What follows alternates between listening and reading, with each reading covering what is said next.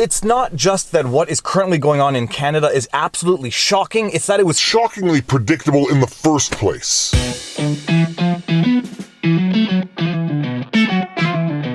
Viva Frei, Montreal litigator turned YouTuber, and if there has ever been a day where I really have not felt the urge to smile, it is today, but like my wife says, both the family and people around me absorb my energy, so I have to try to exude positive energy. Harnessing the good energy, block out the bad. Harness, energy, block, bad. So I am going to suck it up today and do my best to smile, even if it is my Nicolas Cage smile from the movie Face Off, and in case you haven't seen that movie, it's an absolute classic. Watch the movie and you'll get the reference, but here's the meme.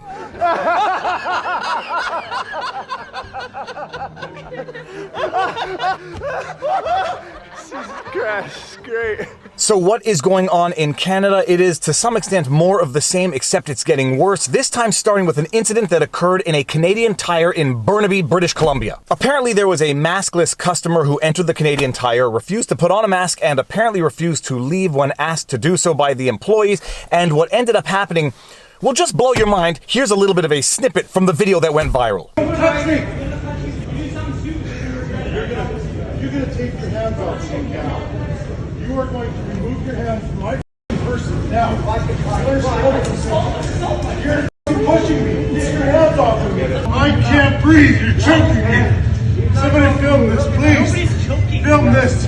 Put your hand behind your You're back. assaulting me. Put your hand behind your back. You guys aren't the police.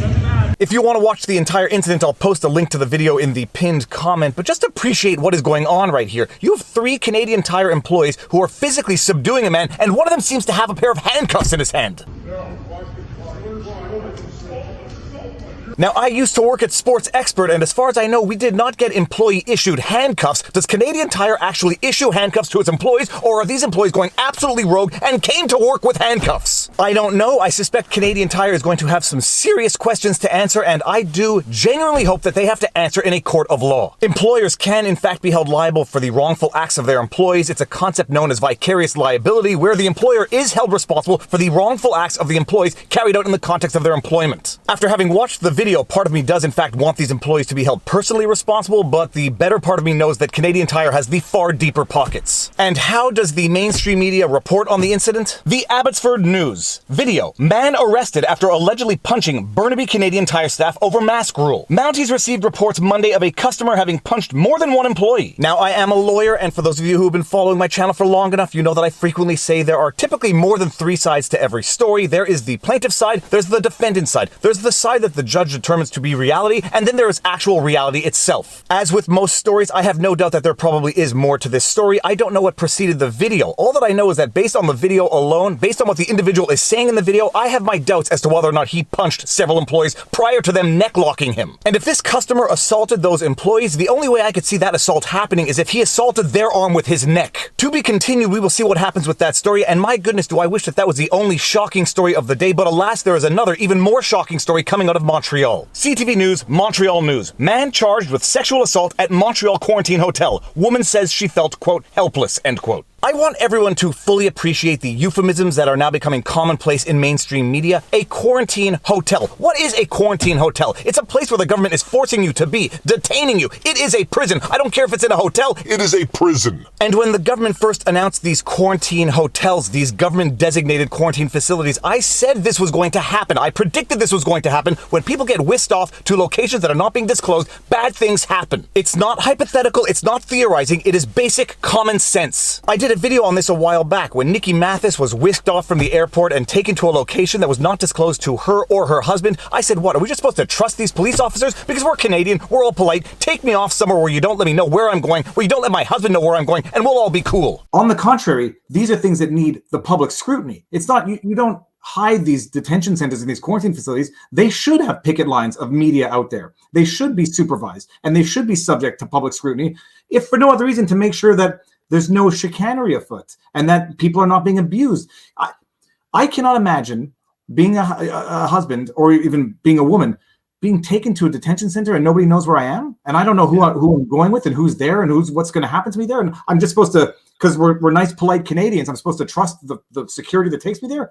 But It's beyond the pale. And because there are, in fact, gender-based statistical discrepancies between the types of assault that the different genders experience, I said, what do you think could possibly happen to a woman who is taken to a location where she doesn't know where she's going and neither does her husband? It is only a matter of time before bad things start happening at these quarantine hotels, and lo and behold, bad things are happening. A man has been charged with sexual assault after an incident last week at a Montreal COVID-19 quarantine hotel. The woman alleging the assault told CTV News that the man came into her room, refused to leave, partially undressed, and touched her against her will, only leaving when she threatened to scream. She also said she felt, quote, helpless at the hotel where she didn't expect to end up and where she was told she wasn't allowed to disclose her location. Quote, they didn't tell you where they're taking you, which is unacceptable, end quote, said the woman who didn't want her name published. Quote, they gave us a set of rules, can't post on social media, can't disclose location, end quote. Federal health officials told CTV they're aware of the incident and taking it extremely seriously. Phew, the federal health officials are assuring us they're taking the incident very seriously while they continue to take people to quarantine hotels at locations that are not being disclosed to the people or their loved ones. I'm sure those assurances are going to make this woman feel much better after the fact. Detained by federal officials, hauled off to a quarantine hotel at a location that was not disclosed to her or her loved ones, told she can't post on social media where she gets assaulted. Typically, in every free and civilized society, when you get detained, your safety is the responsibility of your detaining officers, and it should be no different under these circumstances. When anyone gets detained by federal authorities, hauled off to a quarantine facility, and where they get assaulted, the government should be held squarely liable. They should be held squarely liable, and this atrocious practice should be put to an absolute end immediately. And if you find all this shocking, just wait for the following detail. The response of the hotel security when she reported the incident was underwhelming, she said. Quote, I called security, took them 15 to 20 minutes to get to my room, and when they did, they handed me a bottle of water I had asked for 4 hours ago and told me, just wait here, lock your door, and we'll be back, end quote, she said. She is in the government-designated quarantine hotel, and it took security 15 to 20 minutes to get to her room when she reported the assault. This is atrocious. I'm trying to put my most positive energy out there in the world, but this is absolutely atrocious. Authorities take allegations, quote, extremely seriously, end quote. In a statement, the Public Health Agency of Canada said it's very concerned by the allegation and is working with the hotel and with law enforcement, quote, to shed light on the situation, end quote. I hate to be Captain Obvious there, but if you want to shed light on the situation, stop operating these quarantine hotels under secrecy in locations that are not disclosed to the public. It's an old expression, but it stood the test of time for a reason. Sunlight is the greatest disinfectant, not the shadows under which these quarantine facilities are operating. And as if all of this isn't shocking enough, it turns out this is not the first time such a thing has happened. Conservatives call for suspension of hotel quarantines. The statement came the same day it came to light that a quarantine enforcement officer in the Toronto area had been charged with extorting and assaulting a woman at her home when he came to do a quarantine check. The 27-year-old worked at a private security firm that government had contracted and provided with training to do quarantine enforcement. That alleged attack also happened last week. Extorting sex and sex scandals at government-designated quarantine hotels. Where have I heard of that happening before? Oh yeah, that's right, Australia, where it was responsible for part of the outbreaks in Australia. Quarantine hotel sex scandal linked to coronavirus outbreak in Melbourne. Australian officials have launched a judicial inquiry amid allegations a fresh coronavirus outbreak in the state of Victoria was sparked by some contracted workers not following protocols at a hotel used to quarantine international arrivals, including reportedly having sex with people under lockdown. Who could have seen this somehow going bad, locking people down in government-designated quarantine hotels? Oh, I don't know, anybody with half a brain. And it would seem that for whatever the reason in Canada, we have taken it one step further in that we are taking people off to hotels without even telling them where they are going. Forget the Constitution, forget due process, forget habeas corpus, just whisk them off from airports to locations that you don't disclose to them. What can possibly go wrong? Except for everything.